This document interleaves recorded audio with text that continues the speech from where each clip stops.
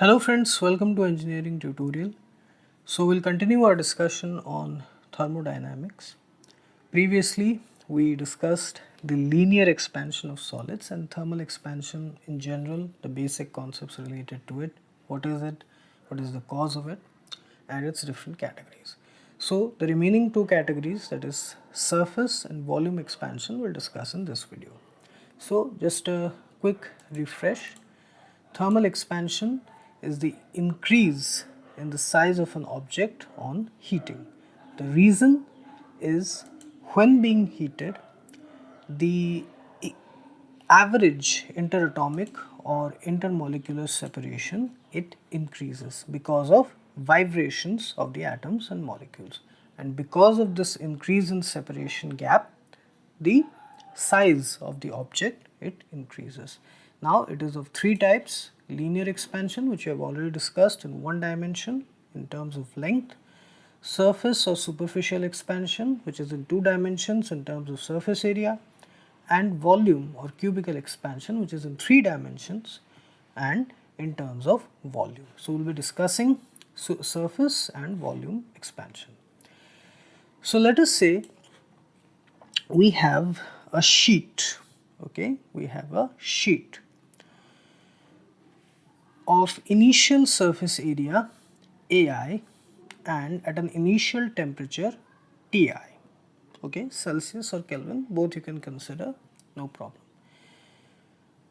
Okay, initial area AI, initial temperature Ti. Suppose it is subjected to heat, and because of the phenomena of surface expansion, its surface area, it increased, and it increased to its final surface area AF, and because of heating it acquired a final temperature of TF.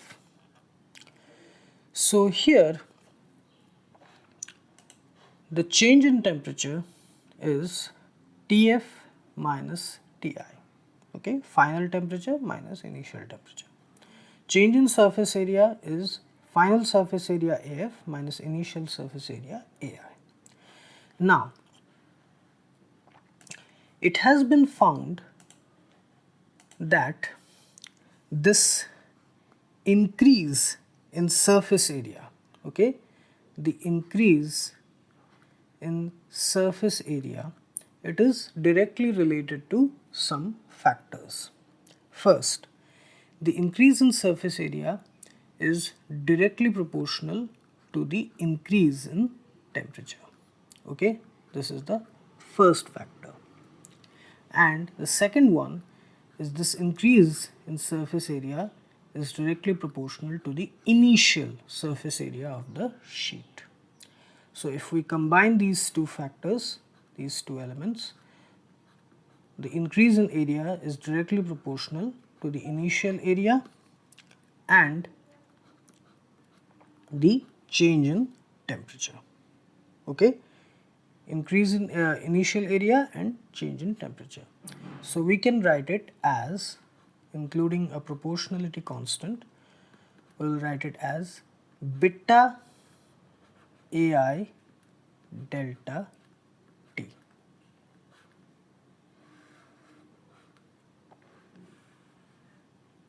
Okay, beta AI delta T, where beta is the coefficient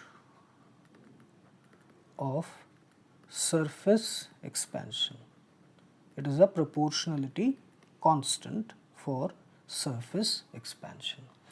So it can be expressed as this: the change in surface area or increase in surface area is given by this.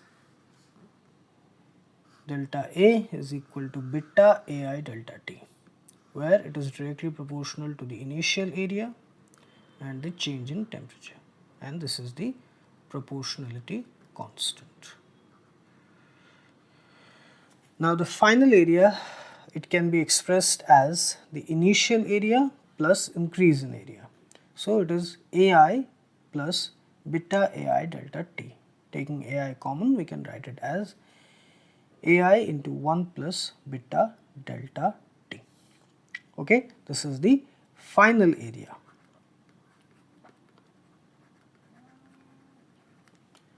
So the final area is expressed as this.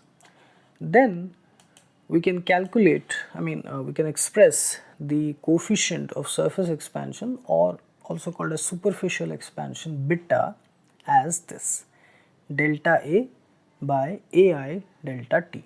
Change in area or increase in area by the initial area multiplied with the change in temperature or increase in temperature.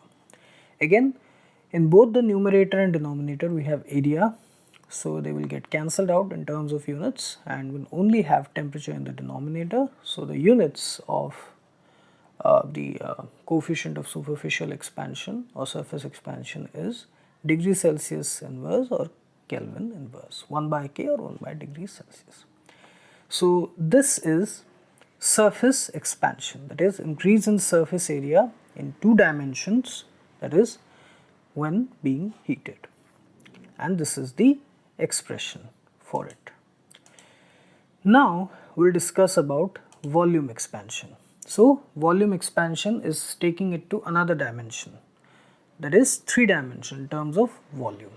So with each step from linear to surface to volume, we are adding one more dimension to it. In linear it was only in terms of length in one direction, that is surface expansion, in one dimension, which is linear expansion in terms of length.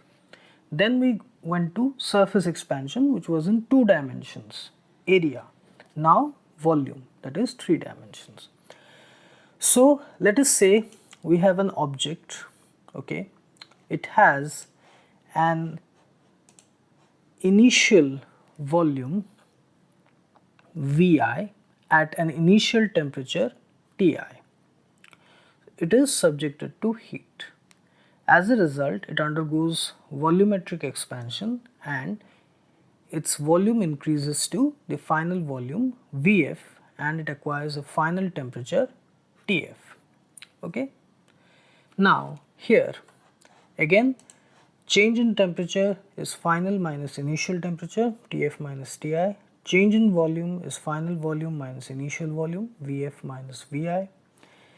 So it has been found that the increase in volume delta V, that is Vf minus Vi, is again proportional to certain factors. So you can guess, from the previous 2 discussions on linear and surface, what those 2 factors will be in this case.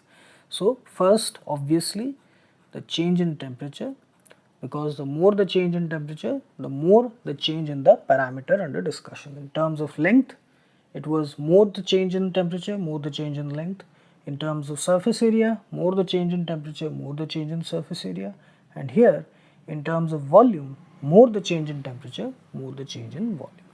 And also, the change in volume is directly proportional to the initial volume, its initial value.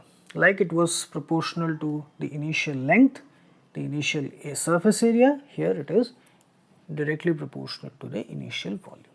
So if we combine these 2 factors, we will get the change in volume is directly proportional to the initial volume multiplied with the change in temperature. So now it can be written as equal to a proportionality constant, which is coefficient of volume expansion, which is equal to gamma Vi delta T. This is the change in volume, and it is expressed as this. Okay, change in volume is equal to gamma Vi delta T, where gamma is the coefficient of volume expansion or cubical expansion.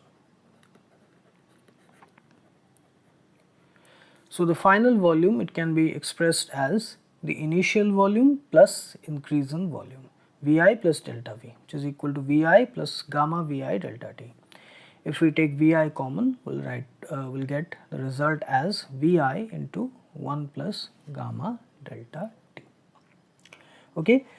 Now to get the expression of gamma, same thing, we'll consider this equation, and we'll bring this Vi delta T part on the LHS side to the denominator, and we'll get here